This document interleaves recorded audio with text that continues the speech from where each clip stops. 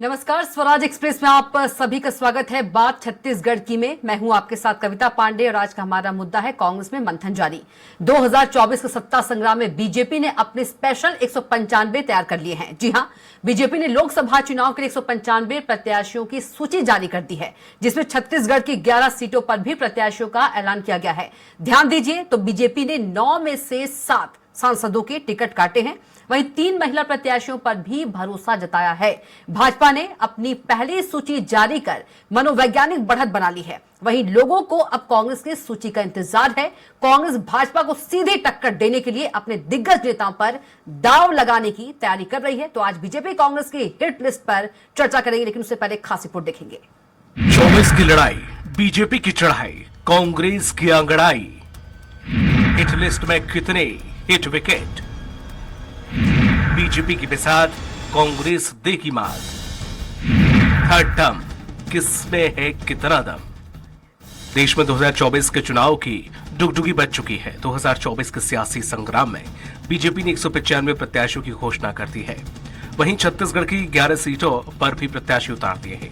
इनमें रायपुर लोकसभा से ब्रजमोहन अग्रवाल, दुर्ग से विजय बघेल, कोरबा से सरोज पांडे, महासमुंद से रूप कुमारी चौधरी, राजनांदगांव से संतोष पांडे, वहीं बस्तर से महेश कश्यप, कांकेर से भोजराज नाथ, जांजगीर चांपा से कमलेश चाकरे, रायगढ़ से राधेश्याम राठिया, सरगुजा से चिंतामणि महाराज और बिलासपुर लोकसभा सीट से तोखन साहू को मैदान में उतारा। खास बात यह है कि बीजेपी ने 9 में से 7 सांसदों के टिकट काटे हैं। वहीं 3 महिला प्रत्याशियों पर भी भरोसा जताया। सूचना जारी होने के बाद बीजेपी नेताओं में खासा उत्साह देखा जा रहा है। यही वजह है कि बीजेपी नेता 11 सीटों पर अब जीत का दावा कर रहे हैं।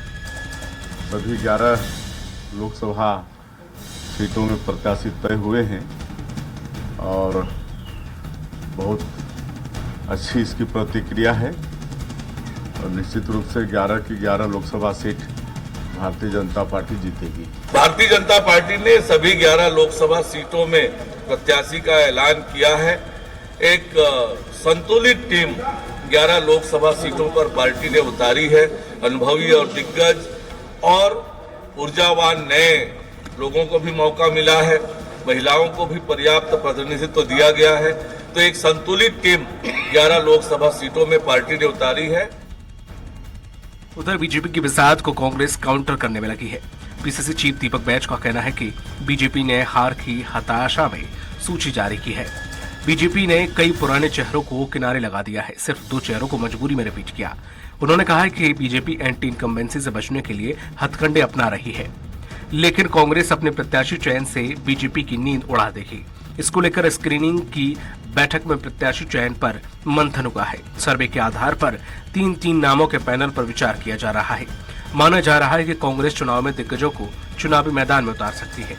नहीं, उसमें कोई बदलाव नहीं होगा। जो हमारे कैंडिडेट हैं वो हमारे कैंडिडेट होंगे और जो मतलब जो पीसी में नाम गए हैं, सीसी में जो स्क्रीनिंग कमेटी में जो नाम है और जो सर्वे में नाम आएगा उसी पर फाइनल होगा। भारतीय जनता पार्टी का टिकट वितरण हम लोग शुरू से कहते आ रहे थे कि पुराने चेहरों को रिपीट नहीं करेगी। आप देखेंगे 9 में से सिर्फ 2 चेहरे को मजबूरी में उन लोगों ने रिपीट किया है और क्योंकि पता है पुराने चेहरे को रिपीट करेंगे तो वो चुनाव नहीं जीत पा रही है। पूरी तरह एंटी इनकम्बेंसी है उन चेहरों पे भी और मोदी सरकार के खिलाफ भी। फिलहाल बीजेपी ने 24 की बिसात बिछा दी है, लेकिन कांग्रेस अपनी चाल से बीजेपी को मात देने का दावा कर रही है। एक तरफ बीजेपी संतुलित टीम के बीच समन्वय बनाकर 11 सीटों पर जीत का टारगेट सेट कर चुकी है, वहीं कांग्रेस भी अपने प्रत्याशियों की हिट लिस्ट तैयार कर रही है। अब देखना दिलचस्प होगा कि लोकसभा चुनाव में बाजी मारने के लिए कांग्रेस अपने कौन से मोहरों पर दांव खेलती है। स्वराज एक्सप्रेस के लिए रायपुर से दिलीप साहू की रिपोर्ट। और इसी मुद्दे पर खास चर्चा करेंगे। हमारे साथ खास मेहमान भी मौजूद हैं। पूर्व विधायक और बीजेपी प्रवक्ता श्रीचंद सुंदरानी जी मौजूद है। राजनीतिक विश्लेषक डॉक्टर अजय चंद्राकर जी मौजूद है। कांग्रेस प्रवक्ता नितिन भंसाली जी मौजूद है। चर्चा में आप तीनों गेस्ट का बहुत स्वागत है। सबसे पहले श्रीचंद सुंदरानी के पास चलेंगे। सुंदरानी जी, कांग्रेस कह रही है कि सिर्फ 2 चेहरों को मजबूरी में रिपीट किया गया है। उन्होंने और कांग्रेस ये भी कह रही है कि बीजेपी एंटी इनकम्बेंसी से बचने के लिए जो हथकंडे हैं वो अपना रही है। सुंदरानी जी। देखिए, कांग्रेस पार्टी का प्रमाण पत्र हमको नहीं जी। चाहिए। भारतीय जनता पार्टी ने दो कैंडिडेट रिपीट किए हैं और नए लोगों को अवसर दिया।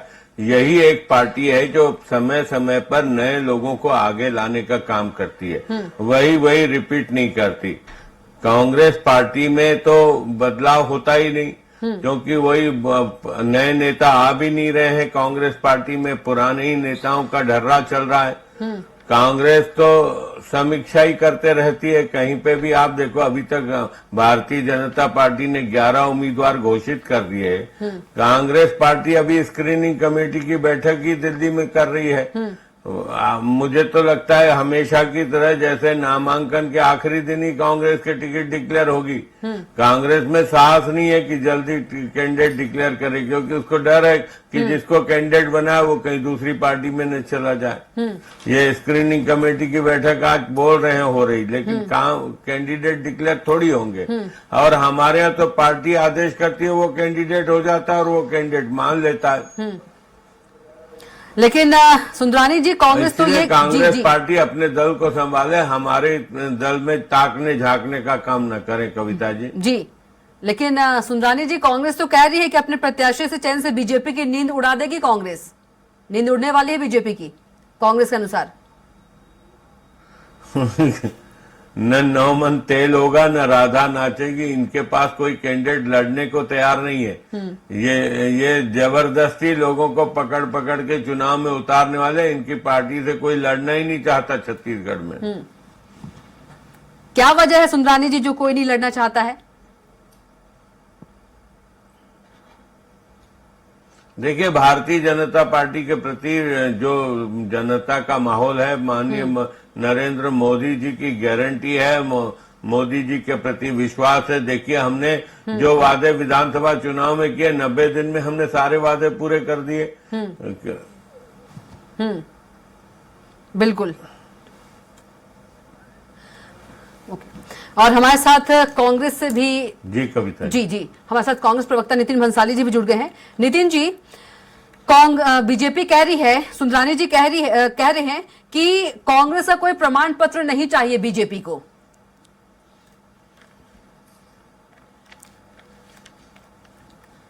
देखिए, सबसे पहले तो हम आपकी स्क्रीन में नहीं दिख रहे हैं। जी, अब दिखने लगे, दिख रहे हैं। अब मैं आपको देख पा रही हूं। दिख गए भंसाली जी? हाँ, ओके जी। सुंदरानी जी की बातों को मैं बड़ी गौर से सुन रहा था, और सुनने के बाद मैं इस नतीजे पे पहुंचा कि दूर के ढोल सुहावने होते हैं। दूर के ढोल सुहावने हैं, वादे खोखले हैं, थोथा चना बाजे घना और भ्रष्ट आदमी बोले घना। तो ये जो इनके तौर तरीके हैं, पूरे देश में सब अच्छे तरीके से जान चुके हैं कि इनकी कथनी और करनी में कितना फर्क है। और दूसरी बात आप देखिए, छत्तीसगढ़ में 9 सिटिंग एमपी थे, इसमें से 7 की टिकट काटी गई है, 2 को रिपीट किया गया। इसका मतलब ये साफ होता है कि कहीं न कहीं ये बात श्योर होती है कि केंद्र की मोदी सरकार के प्रति एंटी इनकम्बेंसी है और इसको ये मानते हैं, इसलिए इनको कैंडिडेट बदलने की जरूरत पड़ी। रायपुर से बीजेपी के वरिष्ठ नेता जो अभी हाल में विधानसभा चुनाव लड़कर मंत्री बने, उनको लोकसभा चुनाव की टिकट देकर उनको यहां से छत्तीसगढ़ की राजनीति से विदा करने का प्लान किया। सरोज पांडे वरिष्ठ नेत्री हैं, दुर्ग से लोकसभा सांसद रही, उनको कोरबा भेजा गया। चिंतामणि महाराज कुछ महीनों पहले ही भारतीय जनता पार्टी में आए, वहां के सिटिंग एमपी बीजेपी के जो 5 साल वहां पर काम किए, उनकी टिकट को काट कर हमारे कांग्रेस से गए, भाजपा में जो गए चिंतामणि महाराज, उनको टिकट दी गई। जिनके खिलाफ ईडी में चार्जशीट में नाम आया था उनके अगेंस्ट में कि उन्होंने पैसे लिए हैं कोयला मामले में, और ईडी ने जो मामला पेश किया एसीबी और ईओडब्ल्यू में कार्रवाई के लिए, उसमें उनके नाम को हटा दिया गया। तो कहीं ना कहीं ऐसा लगता है वॉशिंग मशीन वाला खेल चिंतामणि महाराज के साथ भी हुआ है। तो क्या योग्य प्रत्याशी सरगुजा में और नहीं था भाजपा के पास जो कांग्रेस से गए चिंतामणि महाराज को टिकट दिया? खैर, ये इनका आपसी मामला है। हम हमारे पूरे दमखम के साथ प्रत्याशियों के जो चयन की प्रक्रिया है, आज चीफ इलेक्शन कमीशन की हमारी मीटिंग शायद अभी तक चल रही है और बहुत जल्द आप लोगों को 2-3-4 दिनों के अंदर में कांग्रेस प्रत्याशियों की सूची भी जारी कर दी ठीक है। जाएगी जी। और एक मजबूत प्रत्याशियों के तौर पर आप 11 की 11 सीटों बिल्कुल। में कांग्रेस के चेहरों को बिल्कुल देखोगे। बिल्कुल नितिन जी। अजय चंद्राकर जी भी हमारे साथ जुड़े हैं। अजय जी, किस तरह से देखते हैं बीजेपी के प्रत्याशियों की जो सूची है, लिस्ट को, और जो कांग्रेस के बयान को? अजय चंद्राकर जी। देखिए कविता जी, अगर हम 2014 के लोकसभा चुनाव का विश्लेषण करें, जी प्रत्याशी जो बीजेपी घोषणा की थी, जिसमें अपने बूते बीजेपी लड़ी थी, जी 66% प्रत्याशियों को सफलता मिली। 2019 में लगभग 437 सीटों पर बीजेपी लड़ी थी जी और 70% उनके सफलता का स्ट्राइक रेट था। तो 14 और 19 की बात हुई। वही यहाँ पर मैं एक बात और कहना चाहूंगा, इस चर्चा में छूट ना जाए। जी प्रधानमंत्री जी के नाम से 2014 में 24% वोट मिला था और 2019 में 33%। जी अब यहाँ जो प्रत्याशियों को चेंज किया गया, 2 प्रत्याशियों को ही रिपीट किया गया। जी। रिपीट करने के भी कारण है। संतोष पांडे जी का परफॉर्मेंस एक अच्छे पार्लियामेंट्री के रूप में रहा। जी विजय बघेल जी क्योंकि भूपेश बघेल जी के अगेंस्ट में चुनाव लड़े थे, घोषणा पत्र के एक जिम्मेदार पद पर थे, इसलिए उनको रिपीट किया गया।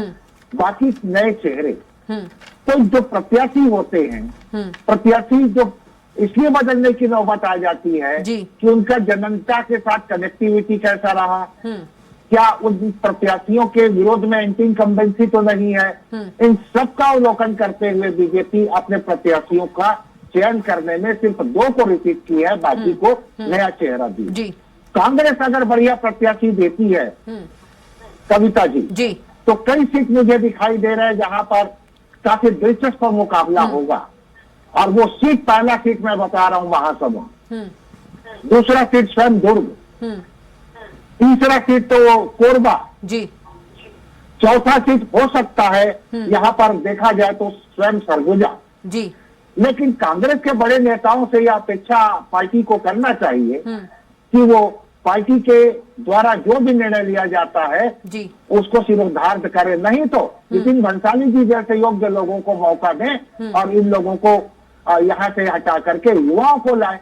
क्योंकि रायपुर में कांग्रेस की कार्यकारिणी की बैठक हुई थी, उसमें युवाओं को प्रत्याशी बनाने की बात हुई थी। खैर यह तो एक विश्लेषण है जी लेकिन अभी चुनाव आचार संहिता नहीं लगी है। बीजेपी यहाँ पर अपने प्रत्याशियों का घोषणा करके चुनाव कार्यालय खोलना आरंभ कर चुकी है। कांग्रेस को भी अविलंब निर्णय लेकर के जनता के दरबार में जाना चाहिए। जी बिल्कुल।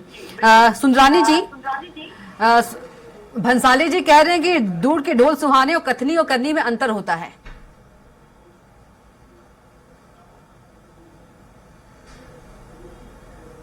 जी जी। इनकी कथनी और करनी में हमेशा अंतर रहा कविता जी। भंसाली जी कह रहे हैं बीजेपी की का कथनी करनी में जो अंतर होता कहती है। वो करती नहीं। भारतीय जनता पार्टी तो जो कहती है उस पर अमल भी करती है। भारतीय जनता पार्टी नए लोगों को अवसर देती है। ये साहस तो भारतीय जनता पार्टी में है ना कि बड़े बड़े हमारे जो गंभीर सांसद रहे उनको भी आज अगर टिकट नहीं दिया है तो कहीं ना कहीं ये साहस तो भारतीय जनता पार्टी जुटाती है ना। और नए लोगों को राजनीति में अवसर मिलना चाहिए ना। कहीं ना कहीं नए लोग नहीं आएंगे तो कहां से लीडरशिप डेवलप होगी। Bharatiya Janata party leadership develop करने वाली पार्टी है, नेता बनाने वाली पार्टी है।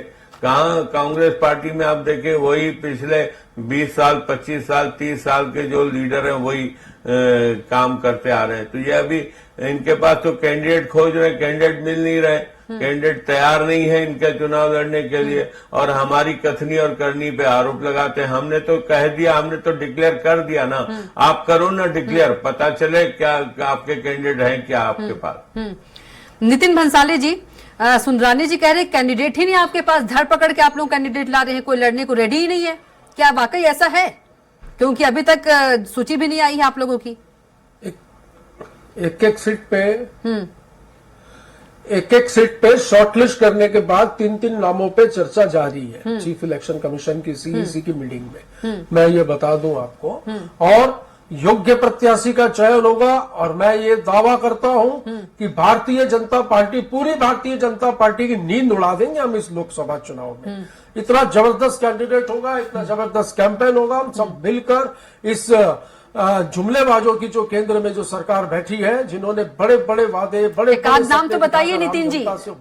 नितिन जी, उसका जवाब नितिन जी, एक आध नाम तो बता दीजिए। आप कह रहे हैं कि बीजेपी की नींद उड़ जाएगी प्रत्याशियों के नाम से। ये ठीक बात है कविता जी। नितिन जी, नितिन जी, नितिन जी, एक आध नाम तो बता दीजिए। आपको नाम बताने के लिए टीवी स्क्रीन पर नहीं हूँ, मैं अधिकृत नहीं हूँ, मैं अधिकृत नहीं हूँ। एक आध कैंडिडेट मैं अधिकृत, अच्छा कुछ इशारा तो कीजिए। 11 नाम घोषित 11 नाम छोड़ दीजिए, और भी जो प्रदेशों नितिन जी, टिकटों की नितिन बातें जी, बता सकते हैं। नितिन जी, नितिन जी, कुछ इशारा तो कीजिए। नेताओं के क्योंकि आपने बोला कि बीजेपी की नींद उड़ जाएगी।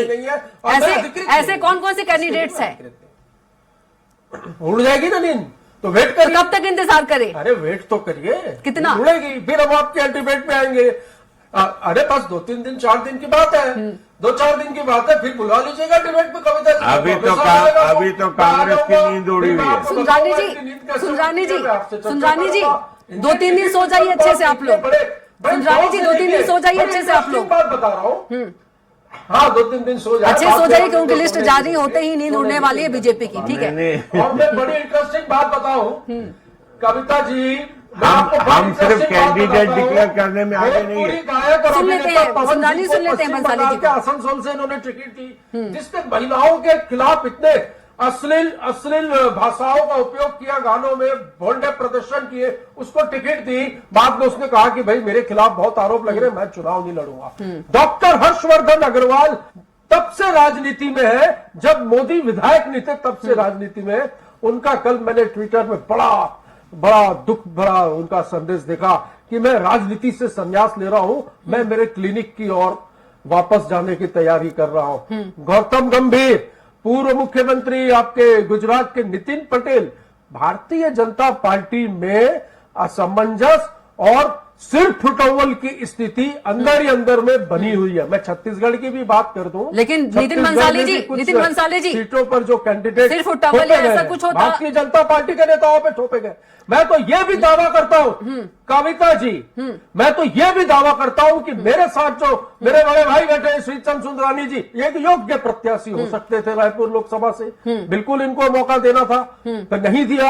एक पूर्व मतलब वर्तमान मंत्री को, जो अभी हाल में विधानसभा चुनाव लड़े, उनको चुनाव क्यों लड़वाया जा रहा है? और इसके नितिन भंसाली जी, कांग्रेस जो प्रत्याशियों के नाम घोषित करेगी, उसमें पुराने चेहरे होंगे, नए चेहरे होंगे या युवा होंगे? कौन होंगे? कुछ इसका आंसर छोटा सा।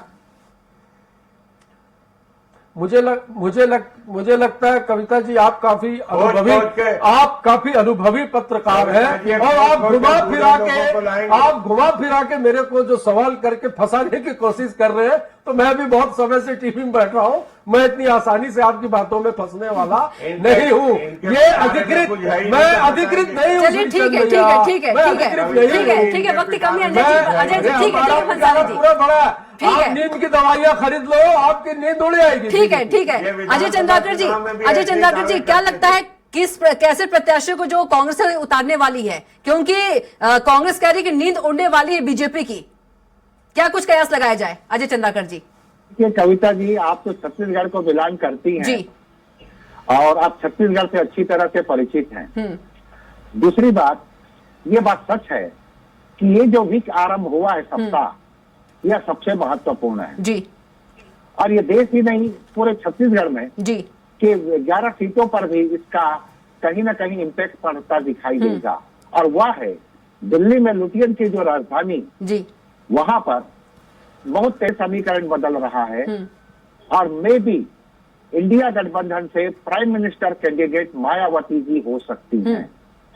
अगर ऐसी बात आती है तो छत्तीसगढ़ में भी एससी और एसटी समुदाय के लोग जी निश्चित रूप से क्या मायावती जी के प्रत्याशी को एक्सेप्ट करते हैं कि बीजेपी के ही साथ रहते हैं? बहुत सा समीकरण बनेगा। इन्हीं सबको देखते हुए कांग्रेस के लिए हो सकता है 2-3 दिन इसलिए महत्वपूर्ण है कि उसके मद्देनजर अपने प्रत्याशियों का वो घोषणा करे। जी बिल्कुल।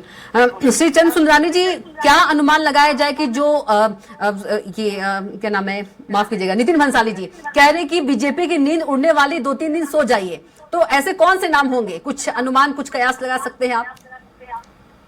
ऐसे कौन से दिग्गज नाम होंगे जो बिल्कुल मात देने के लिए उतर रहे हैं? श्रीचंद भैया से नहीं, कविता आप ये मेरे से पूछ रही है? श्रीचंद भैया, सुंदरानी जी से।